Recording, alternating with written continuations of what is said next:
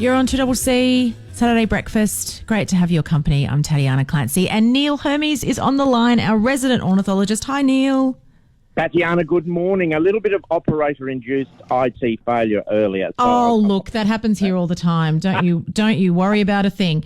Now, look, before we get into a couple of birdie stories, we do actually, the wonders of modern technology, rather than you having to play the bird call today, I've got it here. Shall I play it?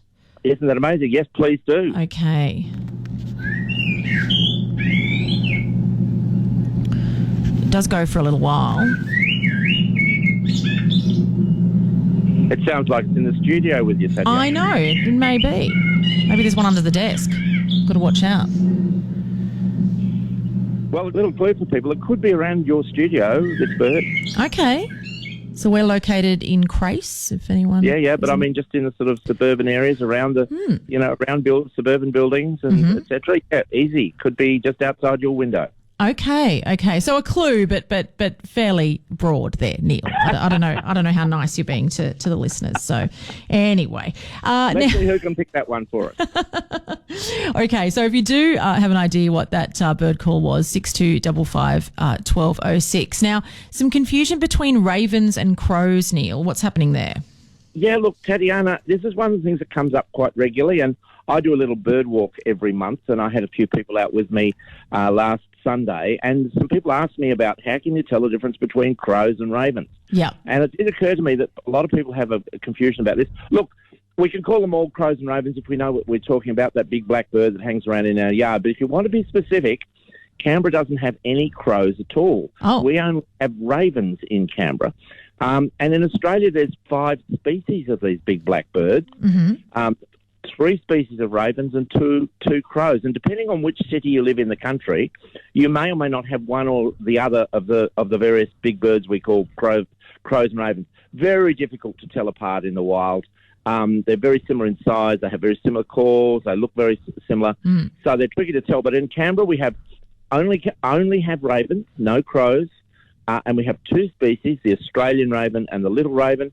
And the best way to tell those two apart in the Canberra area is that ravens, the Australian raven, tends to only occur in pairs. You get them in a particular area, and there's a pair of birds, and that's it. They might have a couple of young each year.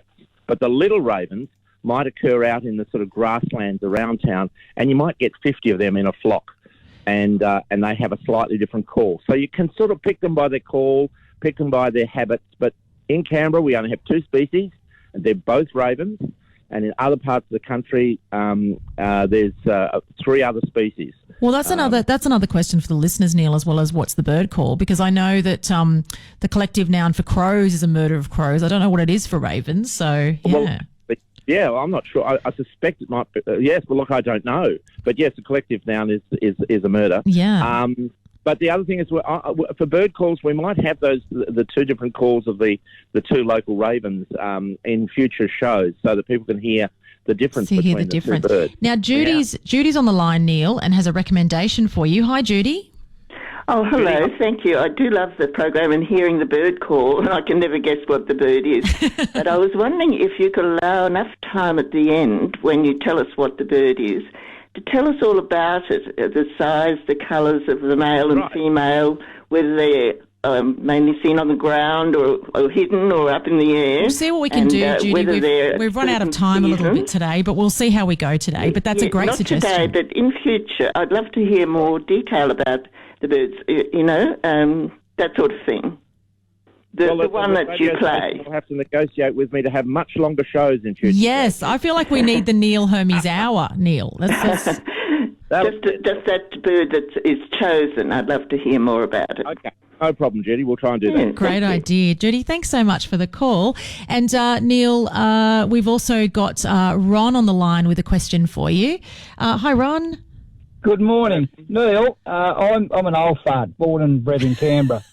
And when I was young, there used to be a song when the Currawongs come down from the mountains, and you knew then that winter was coming.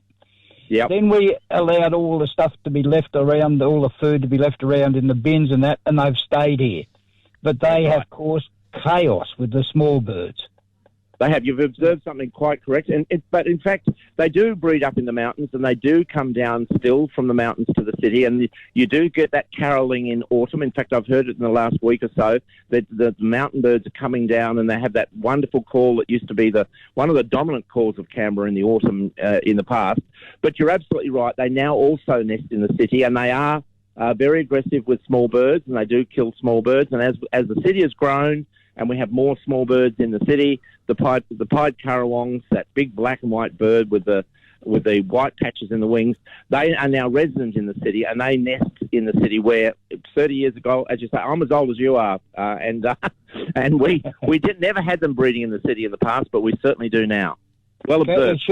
Should there be an eradication scheme to protect some of our smaller birds, because the smaller birds, they can't keep breeding. I mean, that they might have 2 or 3 clutches and then they die, and there are no young ones to take over from them. Look, this sort of issue comes up all the time as bird status changes in different places, and we get more and less of different ones coming in. We have similar situations with noisy miners. That's the native honeyeater. It's a tricky issue. I mean, they're native birds. They're just doing what they do. And there's always a high mortality amongst young birds anyway. So, look, it has been suggested that there should be controls in some places, and perhaps that would be appropriate in certain circumstances.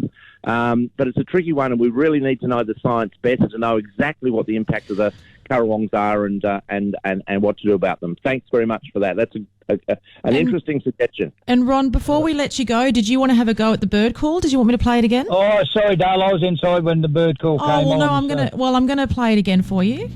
All right. I know it's not a coal. Like, that's one thing I can tell you. It is not a bloody coal. I think it's a green and yellow bird. It's sort of like one of the honey eaters. No, sorry, wrong. No, sorry. We might tell people what it is, Tatjana. Yes, I think we might have to. What's that bird call? Okay, so while I've got you, Ron, this is actually the common blackbird that we get around our house. And it's one of these birds that's actually increased in numbers because, of course, it's an exotic. Yeah, well, my blackbirds have been wiped out by the bloody currawongs. I've never had to spray my grapes in the history of my 40 years in Charnwood, but in the last 2 years, the currawongs were killing the young, and now I have to spray my grapes. Oh, Ron, that's no good. Yeah, because the blackbird loves those grubs on grapes. Yes. They do. And just for those who did hear that call and want to know what a blackbird looks like, the blackbird, the male is is a blackbird with an orange bill. The female is a sort of brown colour. They feed mainly on the lawns around our houses and get into the deep shrubs under the eaves of our houses. And as Ron says, they eat a lot of the garden pests. But they are an exotic. They were introduced in Australia in the 1800s and well established in Canberra today. Yeah. Thanks for the call, Ron. Okay then, Dale. Thank you so much. Bye. And Neil, before we let you go, we've just got a couple of minutes, but the Ganggang cockatoo has been declared endangered.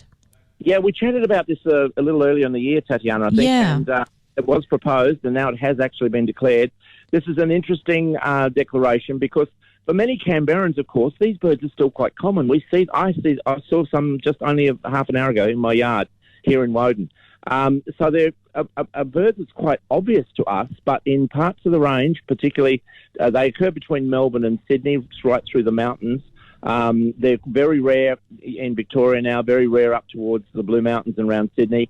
And yet in Canberra, for some reason, we still have, a relatively big population. So, yes, declared endangered because across the whole range they are very rare now. And maybe we need to work out exactly why they're still relatively common in Canberra. We see them regularly, and that might be the clue as to how we can help protect them in places like the Blue Mountains and Dandenongs. Yeah, absolutely. And look, Neil, beautiful weather this weekend. Are you going to get out amongst it? I'm going to have a little bit of a poke around at the back of the Butterwang Mountains down on the coast later today and tomorrow, and over the long weekend, and hopefully see some interesting birds down there. And yes, it's a great opportunity for people to get out and about this weekend. It looks like we're going to have patchy but reasonable weather. Sounds good. Neil, always a pleasure. We'll catch you next week. Tatjana, lovely to talk to you. Ciao. Thank you so much. Neil Hermes is our resident ornithologist.